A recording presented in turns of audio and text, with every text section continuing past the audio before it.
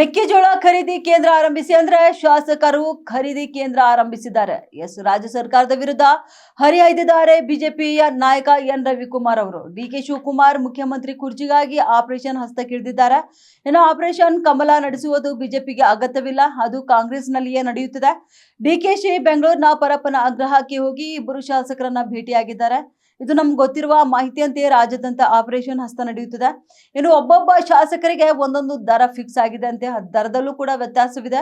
ಪ್ರಭಾವಿ ಶಾಸಕರಿಗೂ ಕೂಡ ರೇಟ್ ಜಾಸ್ತಿ, ಸಾಮಾನ್ಯ ಶಾಸಕರಿಗೆ ಬೆಲೆ ಕಡಿಮೆ ಇದೆ. ಇನ್ನು ಜಿಲ್ಲೆಗೂ ಕೂಡ ಶಾಸಕರ ರೇಟ್ ನಲ್ಲಿ ವ್ಯತ್ಯಾಸವಿದೆ. ಡಿಕೆ ಶಿವಕುಮಾರ್ ಸಿಎಂ ಆಗುವ ಬಗ್ಗೆ ಮಲ್ಲಿಕಾರ್ಜುನ್ ಖರ್ಗೆ ಅವರಿಗೆ ಕೇಳಬೇಕು. ಇನ್ನು ಮಲ್ಲಿಕಾರ್ಜುನ್ ಖರ್ಗೆ ಅವರದ್ದು ಹೈಕಮಾಂಡ್ ಕೇಳ್ತೀನಿ ಎನ್ನುವಂತ ಪರಿಸ್ಥಿತಿ ಇದೆ. ಎಐಸಿಸಿ ಅಧ್ಯಕ್ಷ ಖರ್ಗೆ ಕಮಾಂಡ್ ಇಲ್ಲದ ಹೈಕಮಾಂಡ್ಗೆ ರಮೇಶ್ ಜಾರಕಿಹೊಳಿ ಅವರು ಹೇಳಿದ್ದು ಸರಿಯಾಗಿದೆ ಅನಿಸ್ತಿದೆ. ಇನ್ನು ಡಿಕೆ ಶಿವಕುಮಾರ್ ಅವರನ್ನ ಪಕ್ಷಕ್ಕೆ ಕರೆತರುವ ಗೋಜಿಗೆ ಹೋಗಲ್ಲ, ಚುನಾವಣೆಗೆ ಹೋಗ್ತೀವಿ.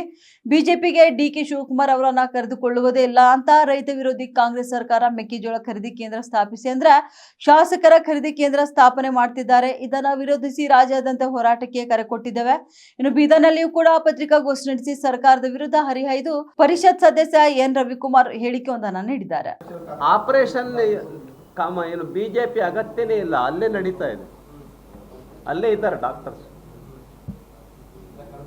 ಇಲ್ಲ, ಅಲ್ಲೇ ಡಾಕ್ಟರ್ಸ್ ಇದ್ದಾರೆ. ಅದೇ ಇಡೀ ರಾಜ್ಯಾದ್ಯಂತ ಎಲ್ಲೆಲ್ಲಿ ಮೊನ್ನೆ ಇಬ್ರು ಜೈಲಿನಲ್ಲಿದ್ರು, ಎಲ್ಲಿ ಬೆಂಗಳೂರು ಒಳಗಡೆ, ಅಲ್ಲಿಗೂ ಹೋಗಿದ್ರು ಆಪರೇಷನ್ನಿಗೆ.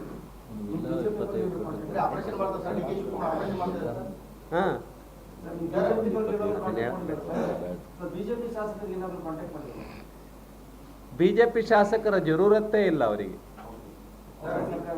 ಅವರೇ ಇದ್ದಾರೆ.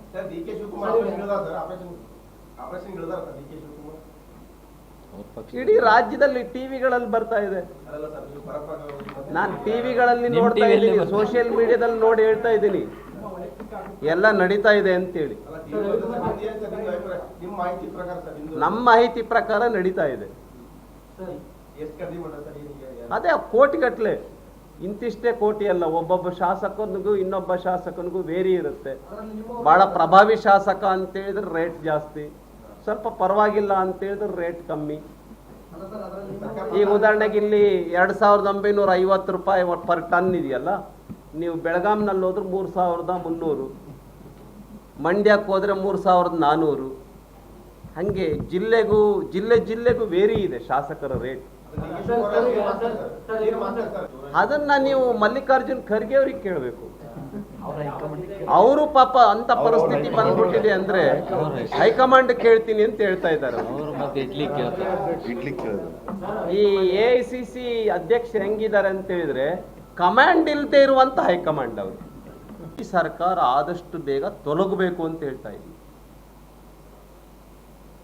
ಜನರ ಆಸೆಯೂ ಕೂಡ ಅದೇ ಇದೆ, ಜನರ ಅಭಿಲಾಷೆಯೂ ಕೂಡ ಅದೇ ಇದೆ. ಶಾಸಕರಿಗೆ ಅನುದಾನ ಕೊಡ್ತಾ ಇಲ್ಲ ಅಂತೇಳಿ ಕಾಂಗ್ರೆಸ್ ಶಾಸಕರೇ ಗಲಾಟೆ ಮಾಡ್ತಾ ಇದ್ದಾರೆ. ಇಂಥ ಸರ್ಕಾರ ಯಾರಿಗೆ ಬೇಕಾಗಿದೆ? ಆದಷ್ಟು ಬೇಗ ಈ ಸರ್ಕಾರ ಹೋಗ್ಬೇಕು ಅಂತ ಆಗ್ರಹ ಪಡಿಸ್ಬೇಕು. ಆ ಪ್ರಶ್ನೆನೇ ಬರೋದಿಲ್ಲ ನೋಡಿ, ಆ ಪ್ರಶ್ನೆನೇ ಬರೋದಿಲ್ಲ. ಅವರಿಗೆ 140 ಜನ ಇದ್ದಾರೆ.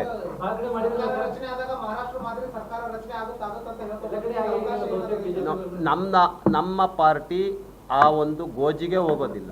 ನಾವು ನೆಕ್ಸ್ಟ್ ಚುನಾವಣೆಗೆ ಹೋಗ್ತೀವಿ. ಅದೇ ನೆಕ್ಸ್ಟ್ ನಾವು ಚುನಾವಣೆಗೆ ಹೋಗ್ತೀವಿ. ಕರ್ಕೊಂಬಂದ್ರು ಇಲ್ಲ. ಏನ್ ಮಾಡ್ತಾ ಇದ್ದಾರೆ ಸಿದ್ದರಾಮಯ್ಯ ಅವರು? ಮೆಕ್ಕೆಜೋಳ ಖರೀದಿ ಕೇಂದ್ರ ಓಪನ್ ಮಾಡಿ ಅಂತ ಹೇಳಿದ್ರೆ ಇವರು ಶಾಸಕರ ಖರೀದಿ ಕೇಂದ್ರ ಓಪನ್ ಮಾಡಿದ್ದಾರೆ.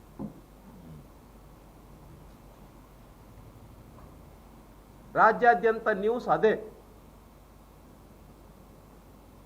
ಒಬ್ಬ ಶಾಸಕನಿಗಿಷ್ಟು, ಇನ್ನೊಬ್ಬ ಶಾಸಕನಿಗಿಷ್ಟು, ತಮ್ಮ ಸಂಖ್ಯೆಯನ್ನೇ ಹೆಚ್ಚು ಮಾಡೋದಕ್ಕೋಸ್ಕರವಾಗಿ ಶಾಸಕರ ಖರೀದಿ ಕೇಂದ್ರವನ್ನು ಓಪನ್ ಮಾಡ್ಕೊಂಡಿದ್ದಾರೆ ಅಂತೇಳಿ ಜನ ಮಾತಾಡ್ತಾ ಇದ್ದಾರೆ. ಮೆಕ್ಕೆಜೋಳದ ಖರೀದಿ ಕೇಂದ್ರ ಓಪನ್ ಮಾಡಿಲ್ಲ.